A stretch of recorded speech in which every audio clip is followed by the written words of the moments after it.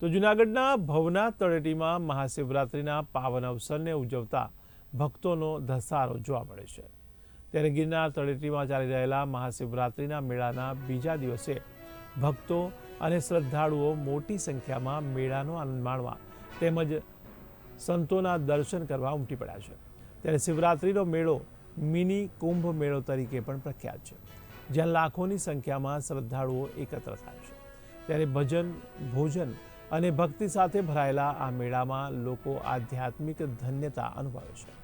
ત્યારે રવિવારની રજાને કારણે ભવનાથ તળેટીમાં 2 લાખથી વધુ લોકોએ મેળાનો આનંદ લીધો હતો।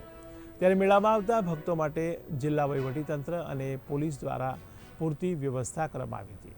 ત્યારે ભવનાથ તળેટીમાં ભક્તો અને શ્રદ્ધાળુઓની ભીડને કારણે જાણે હૈયે હૈયું દળાય તેમ મેળાની રંગત જોવાલાયક બની હતી।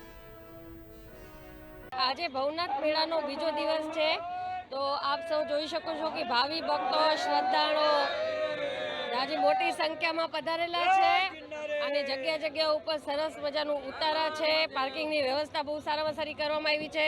બહુ મોટી સંખ્યામાં સાધુ સંતો છે તે પણ આવ્યા છે અને શ્રદ્ધાળુઓને આશીર્વાદ આપે છે। આ ભવનાથનો મેળો એક મિની કુંભ મેળો છે, એટલે બધાય ભક્તોમાં બહુ ઉત્સાહ છે।